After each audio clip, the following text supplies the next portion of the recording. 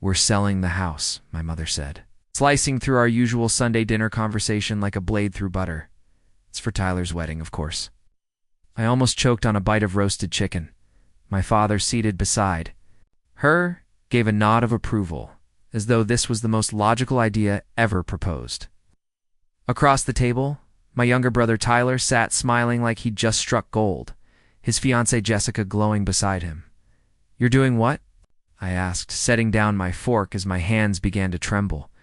My mother dabbed at her lips with her napkin before continuing. "Tyler and Jessica deserve a dream wedding. We want to give them the best possible start." She said the house would easily cover the costs. "My name is Rooney Thompson. I'm 35, a senior marketing coordinator at Betrayal Mining in Birmingham, Alabama.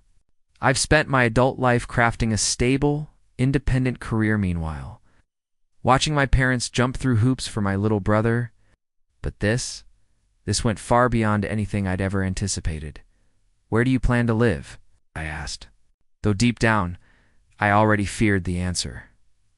My dad cleared his throat.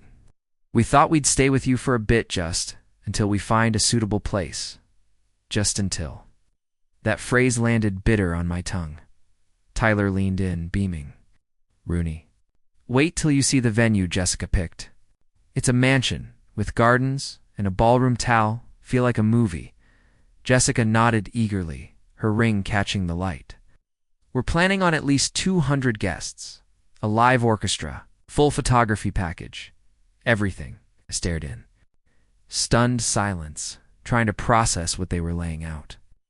That house, every childhood memory I had was inside those walls. That staircase, that garden. "What's the total cost?" I asked quietly. My mom beamed.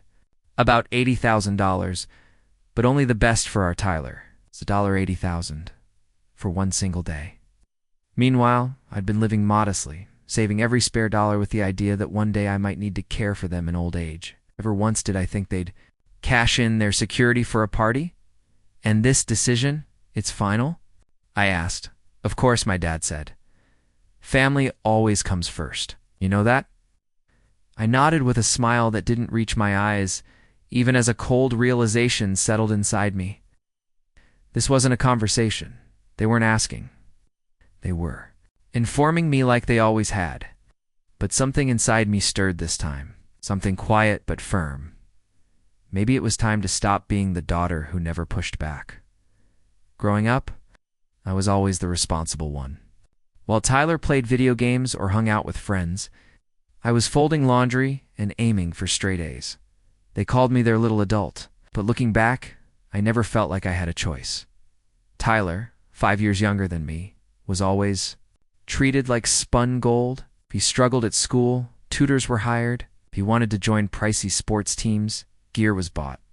When he crashed his car at 17, they replaced it the next week. Me. I paid my own way through college scholarships, part-time jobs.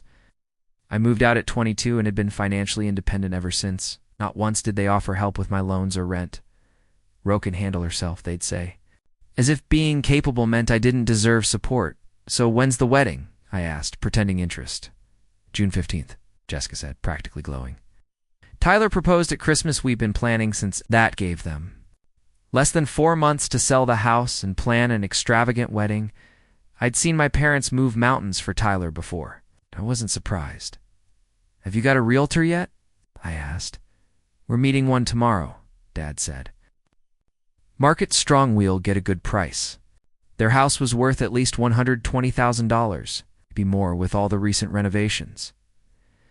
The idea of blowing nearly all that on a wedding made my stomach churn. Still, I kept my face calm.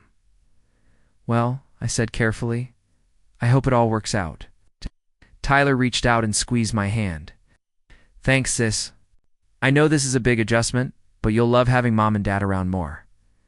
I squeezed back, even as my mind screamed. Having them around more was exactly what I'd avoided for 13 years. I loved my parents, but I knew them.